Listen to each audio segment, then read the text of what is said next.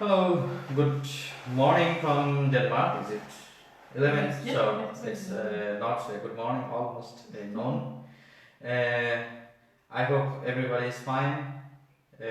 Hopefully, today, last time we had been to live regarding to study about the study possibilities in Denmark regarding to living conditions and regarding to other possibilities in Denmark like part-time jobs.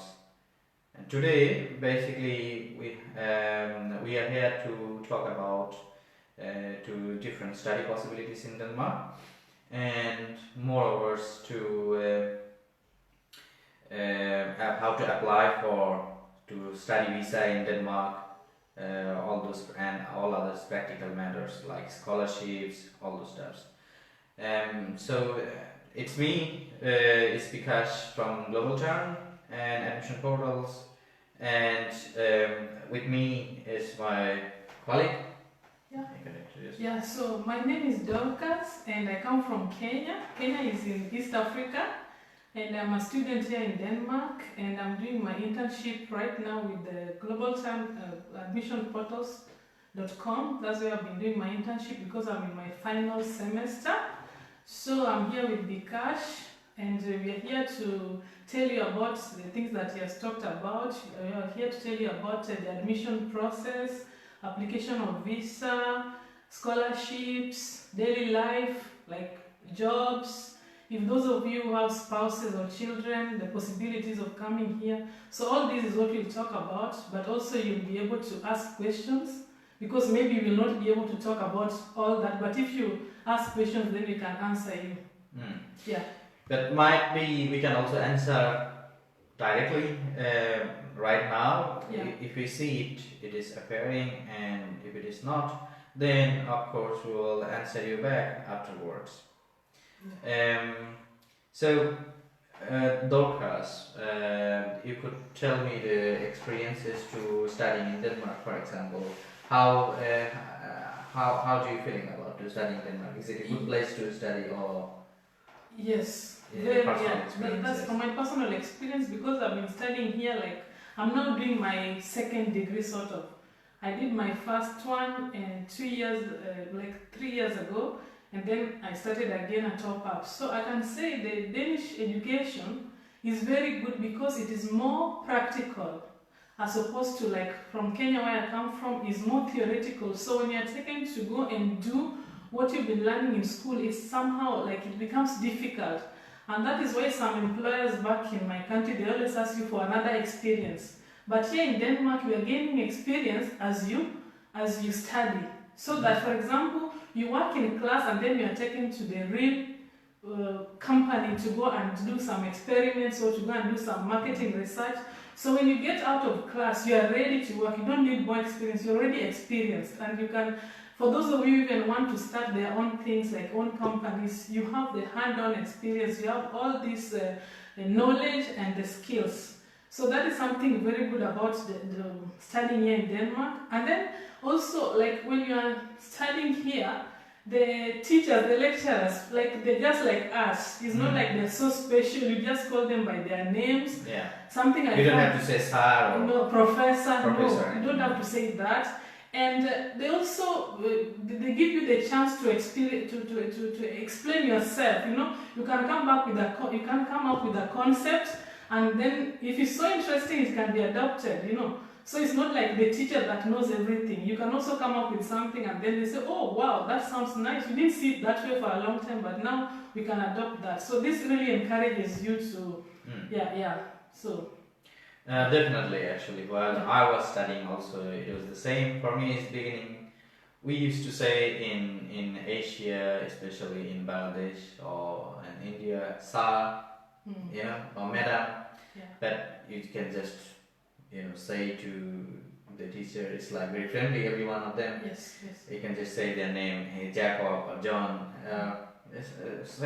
Just call it by their name, because the society here is in Denmark like everybody is equal. So also in dialogue basis education,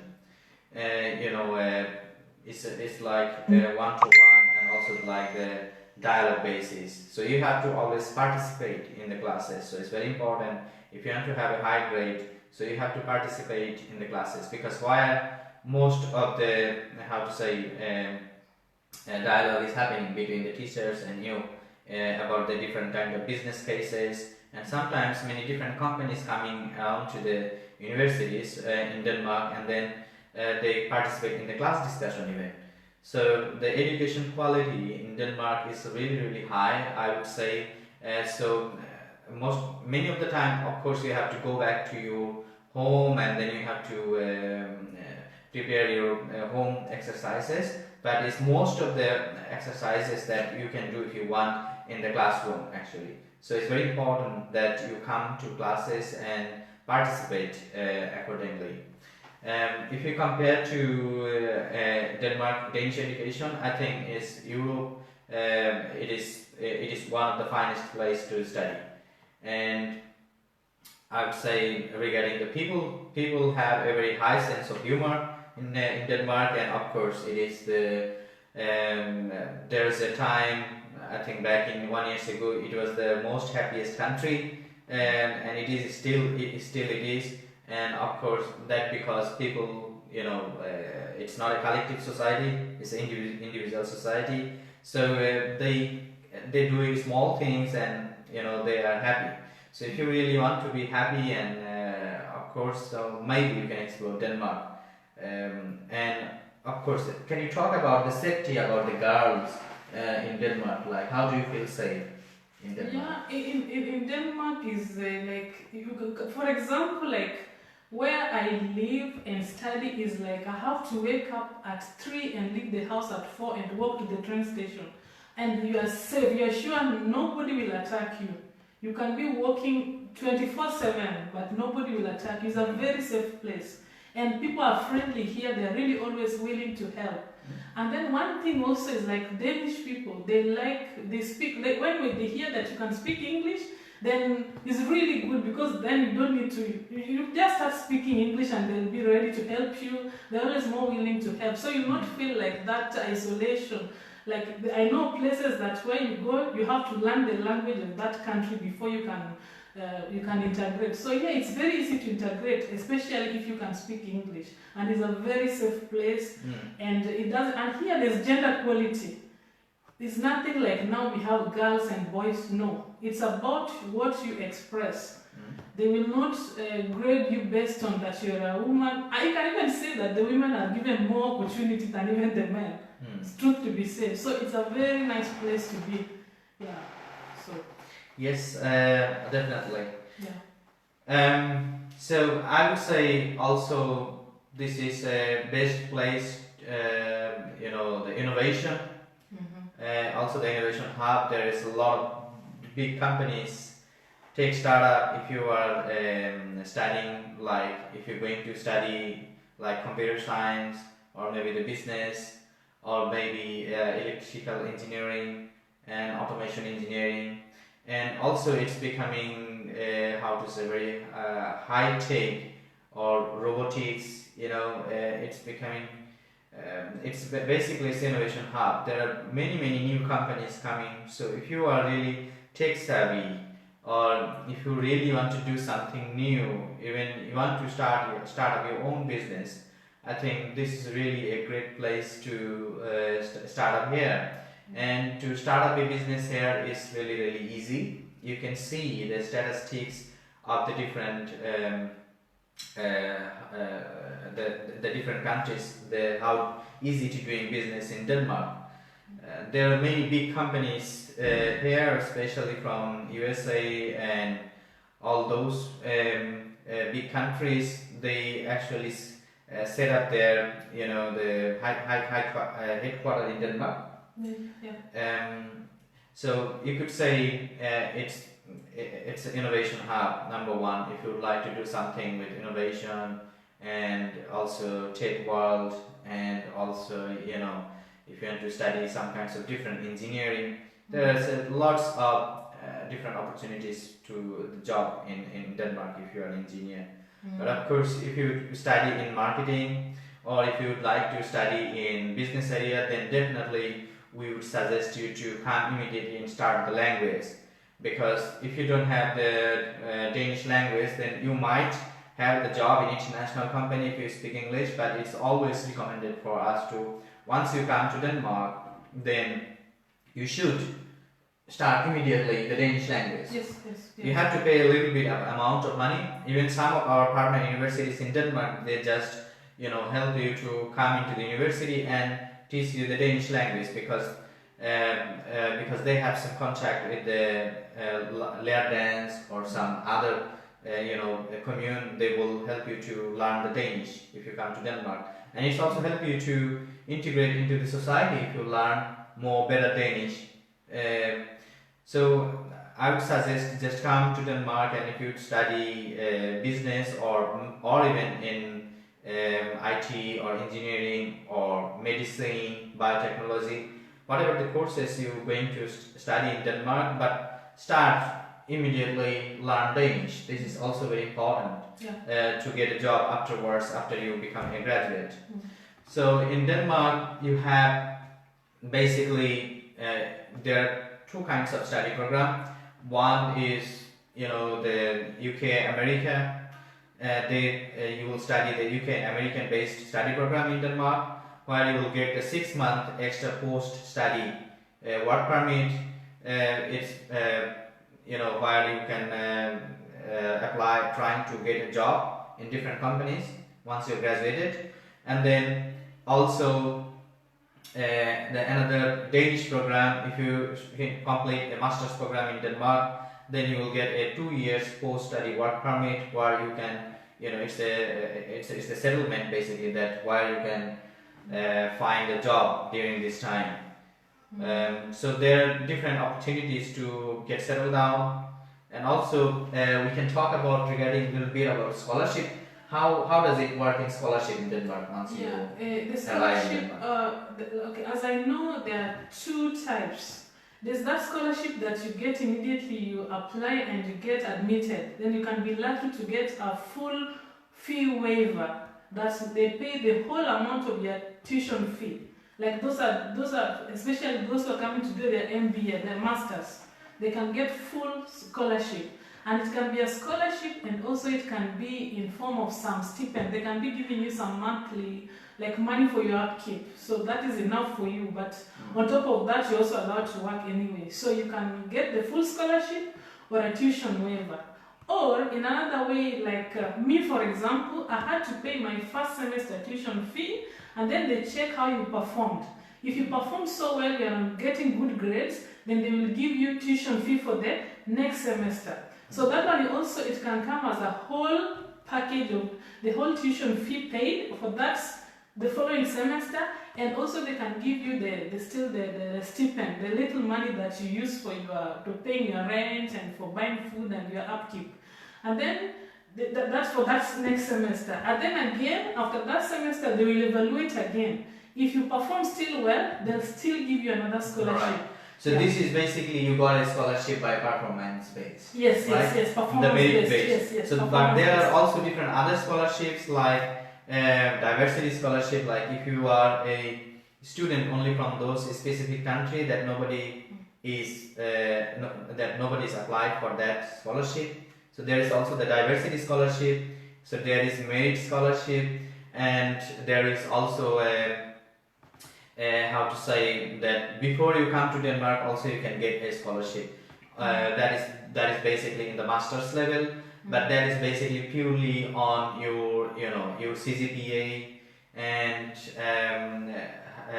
if nobody also applied in that specific scholarship, like you are the best candidate, then they will give you the scholarship in that specific area. For instance, we know very well many different subjects that give you the scholarship. So it depends on study areas. So you will always need to contact us when you apply, like, okay, what subject that I can get a scholarship, we can actually help you, because we had a lot of students before who got the scholarships, and also and some also specific scholarship different universities, and because some of the universities also tell us, like, okay, we have 10 scholarship this year, so we want to how to say, distribute this scholarship. So we know it beforehand where we have the scholarship, in what subject and what universities, especially some of them, but not all the universities, but some of them let us know that okay, this is the scholarship that we're going to distribute in this semester. So always let us know about and ask about the scholarship. But moreover, if you come to Denmark, then you can also do the part-time job also beside the studies, for example. Yes. Now you can do like 20 hours part-time job in a week, and in a month like 80 hours. So it's basically you will get a handsome some amount basically that you can cover up your living costs, and then also in June, July, August that you don't have to you can work full time. So in that time there's no restriction for the work. So but we always say that if you come here, then you should you should not work like crazy, because then it will hamper your study program. And so we always suggest you to go to school and do your homework and everything. Then you can go for beside the part-time jobs. Other than that, you will get a problem, because maybe they can revoke your visa if you don't perform well in the classes as well. And then basically we can also talk about like what kind of job you might can get in part-time if you do in Denmark, for instance. Basically, if you have good skills in like computer and others, then you might get some part-time job in some computer industry or maybe in the on-campus. But most of the cases, most of our students working in cleaning, restaurants, McDonald's, even in constructions or logistics, transportation areas. So these are the specific jobs that in Denmark like international students can do, but there are many different areas, so it depends also to individual basis. So Dorcas, you can share about regarding if they can come along with their spouse or like their husband or wife. How does it work in Denmark? For those who may be having children or having spouses, can be like your wife or your husband, then there's opportunity to come with them. For example, the children who are living at home with you, who are under 18 years old, are allowed to come with you, as long as you can prove that they are your biological children, like with a birth certificate, and you can also prove that the person is married to you. They also even allow cohabitation. I'm sorry to say this because it's religious, but if you have been living with somebody for some time, you're not even married, but you can prove that you've been living together, not married, but like husband and wife, then also this person can come with you. You can come with them, and when they come, they're allowed to work full time. This is the good thing about coming with their spouse. You are allowed to work 20 hours. So your husband or wife can support you while you Yes, study. exactly. So they can work full time, and you will be studying, and they'll be supporting you. They'll be supporting you. Just close it down, basically. They'll be supporting you to because they're allowed to work full time, and the child that comes with you can access free education. This is the beautiful part of it. The child doesn't pay for school, and as we are saying, education levels and the quality in Denmark is one of the highest in the world. So your child will be exposed to free education. As I know that you have some child, and what kind of benefit they get from the child that comes, the rules keep changing, but when I came, I had to wait 6 months, and I started getting even also child benefit. You will be given some money for the child every 3 months. And then after 2 years of living, then you'll get the full amount. But there are also some things that you're not allowed to get as an international student. But education is for free, and then the child support for 3 months is also for free. But then the active social policy, housing benefit, no, those ones you cannot get at this point. Later on, when you now stay, you can get them. But the good thing is that your child can get free education all the way from whatever class they're in, from the 0 class up to the university. If you stay here, that's really great. yes. Well, we have a comment here about the Sheikh Shuhar. Well, Shuhar will contact you as soon as we finish our live session. So you will hear from us, no worries, regarding about this. So because we are providing some information, how to apply, and what do you suggest about the applications? Like, how do they plan before they come to Denmark? Like, what kind of plan they have to make before they apply here in Denmark? Yeah, as you know, you should not also be in a hurry. It is a process that begins, like it takes nearly like 1 year, the process. And in this time, you have to, first of all, you have to have English test exam, international English test. You must have passed that. And then also you must have your high school. If you are coming directly from high school, you must show that you have grades that qualify you to join those specific courses. And then you have also to apply through the portal. This is our portal, the admissionsportals.com. Because the admissionsportals.com have access to these universities. They know what is required.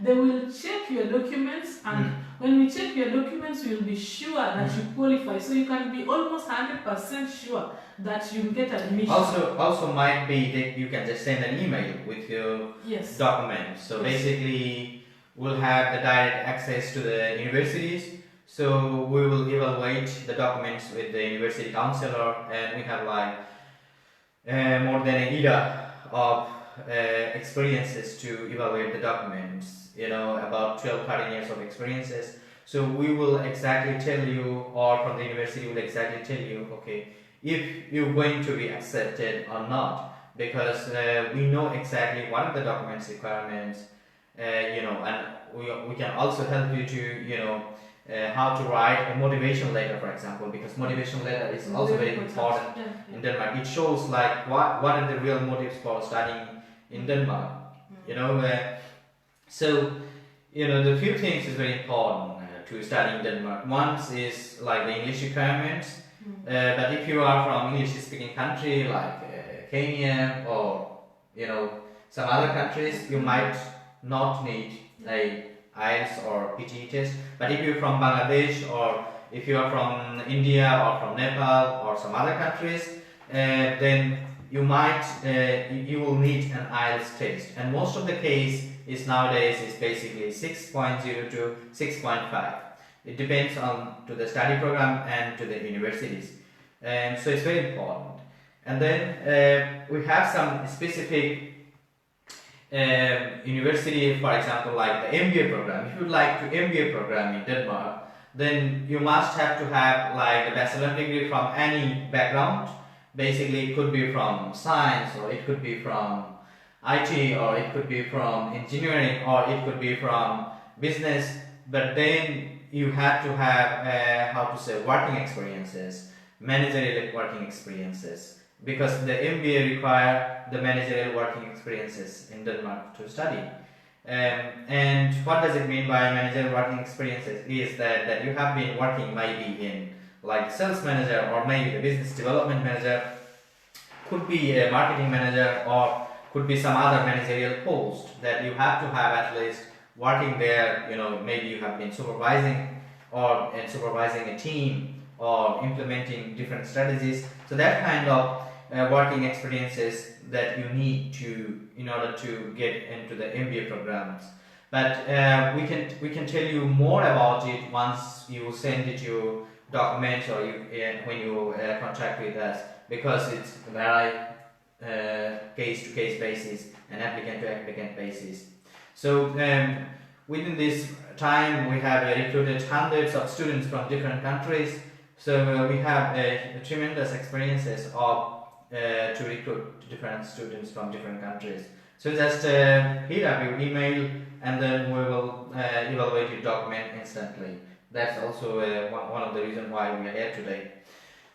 So Dorcas, if you could tell basically like what kind of tuition fees is here? The tuition fee, for example, I think one of the cheapest is 4,000 euros per semester. That is for the first semester, and you only have to pay for that first semester in order to get a visa. The subsequent semesters you'll be paying as you're staying here. So this is very good. You only need to focus on that and your flight ticket, the visa, and maybe how you start your And then also it is you don't need to have any sponsor. No. Basically, No. it is just your tuition fee that is if paid. you pay the tuition fees, basically you are good enough to show that you have the enough sufficient money to study in Denmark. So this is very great thing because they trust your ability to pay the tuition fees. So that is the most important part when you apply for Denmark. But of course, if you come along with your spouses and maybe your children, they need the money. So that one you have to show is, and that is the minimum 10 to 11,000 euro for a year to cover up the expenses for your spouses. So that money you have to show in your account basically. And someone might have asked like, okay, how to face the interview?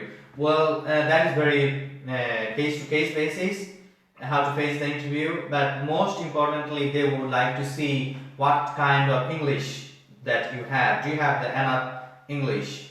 Do you understand the interview questions? So that's English is very important when they interview you. And of course, they will see if you have any work experiences, if you have the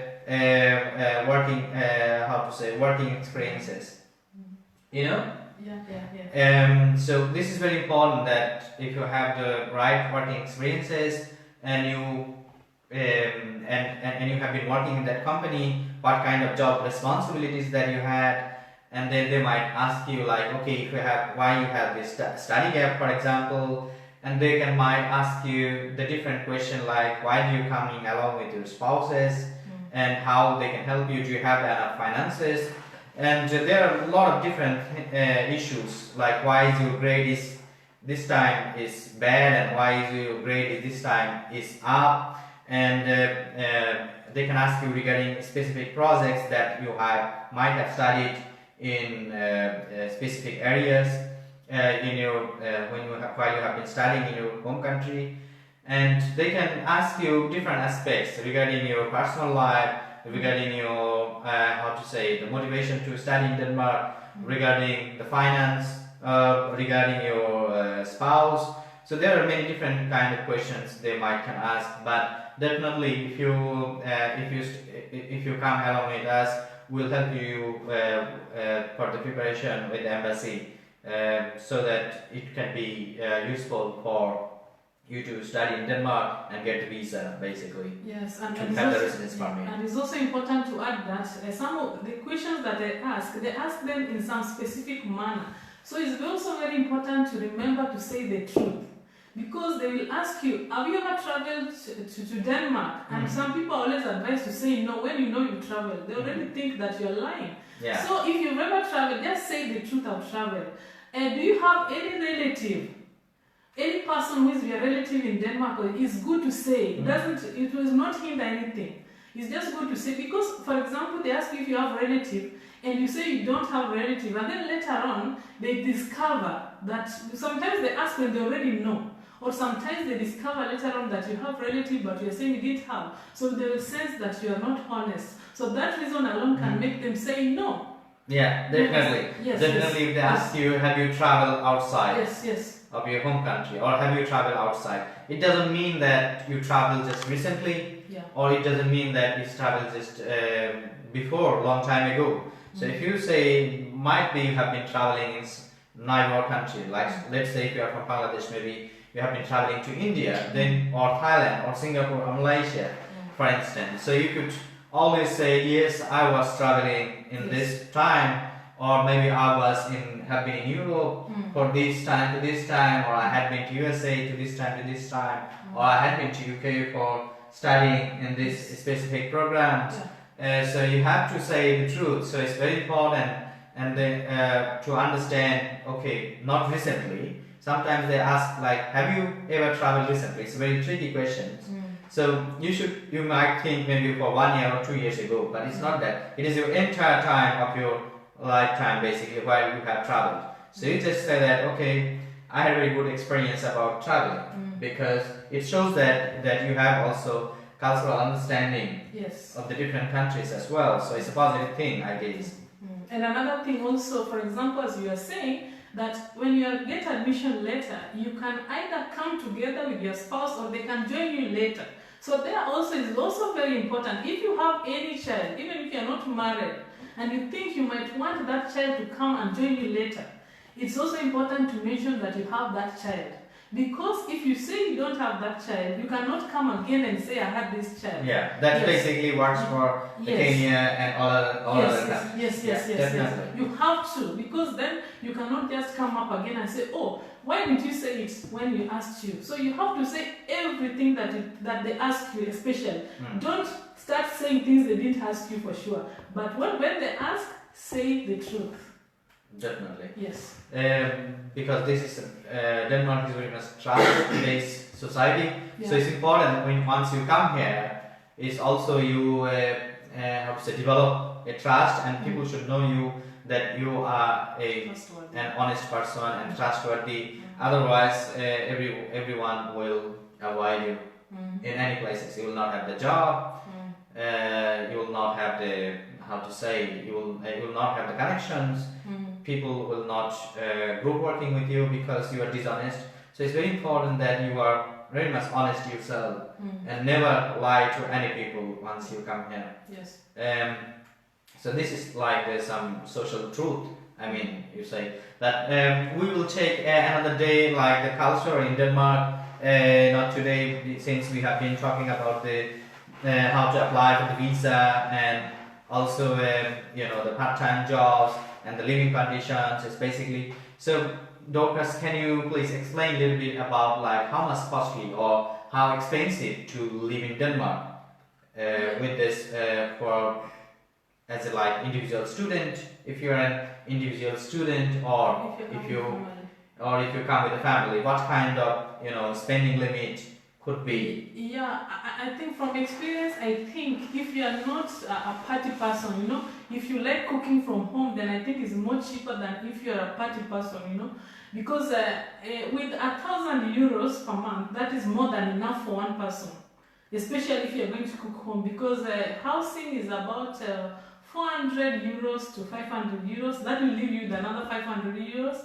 And if you are cooking from home, that is more than the 500 euros is more than enough. The transport cost, if you are living within where the university is, and you can use bicycles, so that is for free for you. And if you have to travel some distance to go to school, they give you some waiver.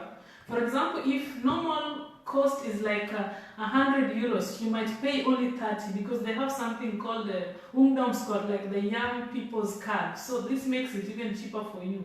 So with 1,000 euros, and this is money that you can make from part-time job. Yes, definitely. Yes, definitely. You can make that. If you find really a good part-time job, then you can make it 20 hours per week. You can get this money. I mean, according to the Danish government, the living expenses here is about minimum 500 euros that you can take care. But if you have the children, of course, because when you come here, you have to pay, the advance payment of your housing, especially the deposit. It's called deposit. So basically, it's like a 3 months deposit or minimum 2 months deposit. You have to pay for the housing, and then you can come to rent a room or rent a house, right? So you have to have some money with you, especially minimum. We advise 3,000 to 4,000 euro minimum. I think that is the best for 3 months. And many people, of course, they got the job. They come by 2 days or maybe 1 month, and some people got the job also within 3 months. So you have to have minimum 3 months money with you to survive here, so that you can, later on you can do some part-time job and you can take care of yourself. So it's always advisable to take 3 months money, when you come to Denmark. So that is a recommendation from us. And then because when you come here, there are some practical matters, like you have to have like the CPN number. You have to have the name ID. Other than that, bank account. Of course, definitely we're going to help you all with this one, but it takes time basically it can take like from 1 month to 1.5 months. And without this, sometimes you cannot apply for the job, or maybe you will not get your salary when you get your job. So it's very important that you take some money with you, and so it's very important. And also because if you don't have the CPN number, for example, what is called yellow card in Denmark, then you will not get any also the health insurance. So if you get sick suddenly, then you will not get also the free healthcare here, even it is the free healthcare, because you need to have the CPN number. So in this time, if you got sick suddenly, so you must have some money with you in order to go to doctor, right? And also, if you come for the upcoming intake, maybe because many of the students will come to in January or February intake, is basically very winter. And cold. Just tell me about how cold it is and what kind of clothing they have to bring in. Yes, you have to, like here during winter you have to wear layers of clothes. Like even the men, you have to wear some small tights inside your trouser. You cannot just wear jeans alone.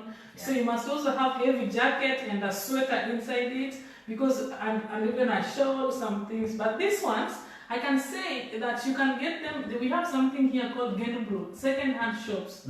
So you can get very nice things at a very low price. You don't have to go to those very expensive shops to get all these things. You are a student, but if you have the money, okay.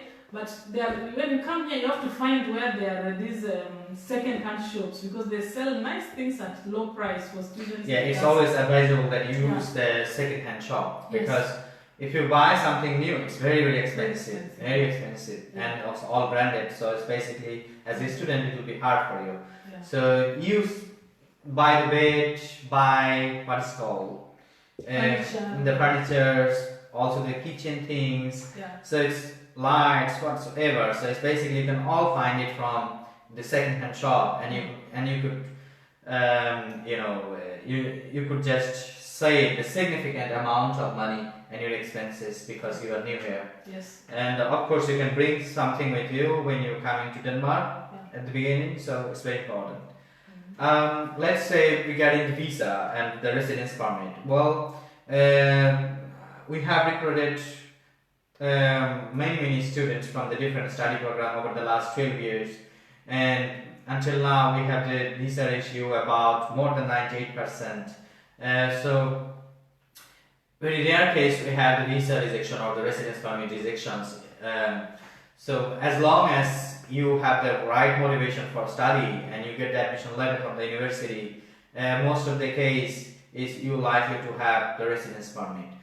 And because we found out many of our students, they're thinking about, okay, we have got the admission letter now and maybe we'll not get the residence permit, so we will not look for the accommodation. Because if you see how difficult it is to find the accommodation in Denmark, because we had some students also recently, they just come for September intake, and some of them even, didn't find until they came here. And then what they had to do, they had to live in the Airbnb or some other places or some friends' places, and that is not good at all because it's very expensive to live in hotel or Airbnb. So once you have your admission letters, our suggestion is to start immediately, apply for accommodation, because we'll send you the accommodation links. You just have to sign up and you have to register your name and everything, so that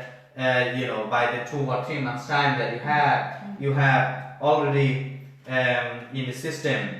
There are many different sites and how to get the accommodation. We'll send you by email, for instance. For example, the university has some dorms, and sometimes some university doesn't have the dormitories, but they have some different places like they suggested, like some kinds of different cities, municipalities also provide some of the accommodation directly, and also some of the private companies like Boli Portal and some of the Bolisar. There are many different places according to the divided according to the cities. So we can help you with this accommodation part. And so far as that from us, if someone studying in Odisha, we have 100% success rate is to helping student to finding the accommodations as well. But it is not in our service, but it is just, how to say, it is just we want to, as a human being, we just as also our student, we just would like to help you. But it is always advisable to find or register or looking for accommodation once we send you the admission letter as soon as possible, because it's very, very hard to find accommodation in Denmark. I can see that many of them are asking how to face the embassy interview. It's basically in some cases you don't need to also face the embassy interview, and sometimes you will have the residence permit directly from Danish Immigration Service. So it is not mandatory that you have to face the embassy. In some cases you have to face the embassy interview, but it is case to case basis. As we have said, just be truth and be and be courageous what you are saying. Be prepared. Yeah, be confident and be prepared, and I think that's more than enough. And if you contact with us, we can help you with the visa preparation, definitely, with our experiences within the last 13 years. But we cannot tell you if you do not know about your background education and what subjects that you're going to study. It's basically so we have said something about the visa application, the embassy interview before. So right now, basically, the September intake is closed. Now we are recruiting. Basically, also many of the application deadline is over for the February intake. But we have only in Denmark we have only one program left called MBA program. MBA is still open, so you can still apply for the MBA program, and its deadline is the 1st of December. So you should apply as soon as possible, and so that you can come here in February and start your study program as soon as possible.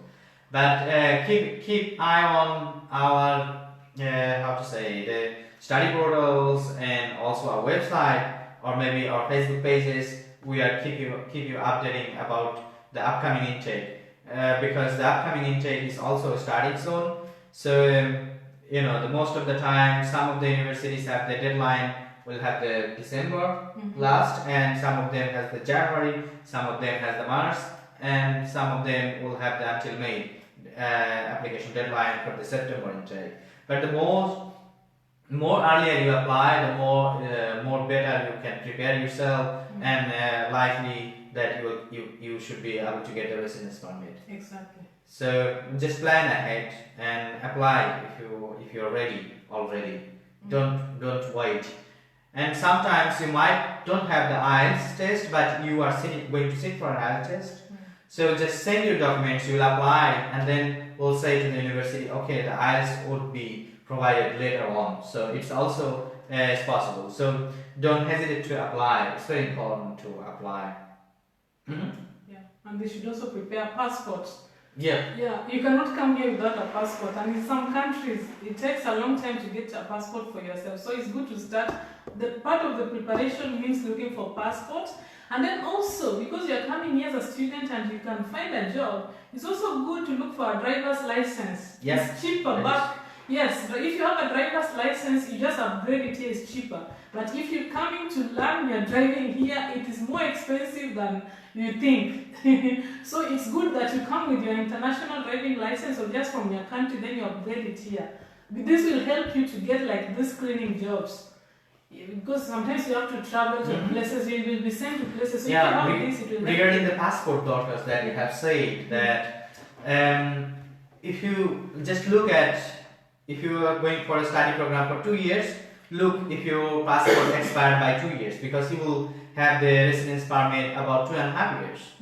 So it's definitely that you you would be you will not get the enough visa, because if your passport expire before 2 years, then you have to renew your passport again, and then you have to apply for the visa again, then you have to pay again for the the residence permit application fees. is basically almost like 2,000 euro or 2,300 euro. Yeah, yeah. And if you have also the spouse, because they will also have to apply again because you did not have the residence permit.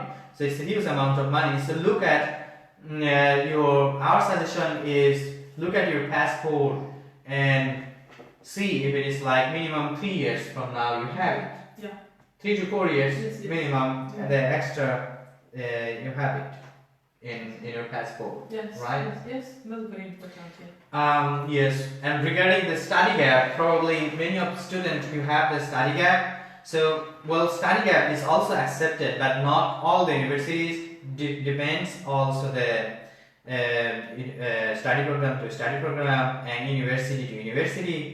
So, what I would suggest is to send the documents to us and we can evaluate because it's hard to say. That is minimum if you have like 3 to 4 years study gap, it's not a problem. That might be you have been working somewhere else, and if you also have the working experiences, that's good. I mean, Yeah. so in this case, the study gap is basically it's not a problem. Yes. I As long guess. as you can prove that during Mhm. that time you're doing something. Yeah. Yeah. You could be working on your own project still. That is important. That you're still working. Mhm. Yeah. Definitely. Yeah, and I know people who have studied gaps for 6 years, but they were doing something for themselves. Maybe they started a business or they were doing some community help. Yeah. Still, that one counts as to cut off of that Yes. gap. Yeah. Everything is counts Yes, basically. Yeah. Whatever you're working in your home country, or maybe how to say your extracurricular activities. Yes. Yeah. So everything shows that you are an active person in a society. That actually help you also for your admissions. Yeah. Yes. So Dorcas, we have more or less in talk about the residence permit application process. It's basically you need an admission letter. You don't need any sponsor. And you need to an ST1. Basically, first part will be sent it from the university that you're going to study, and the last part is basically we can help you to fill it up, and then you have to require different kinds of documents, and then we can also help you to prepare that as well, and then you just have to apply for the residence permit in the nearest embassy in your home country.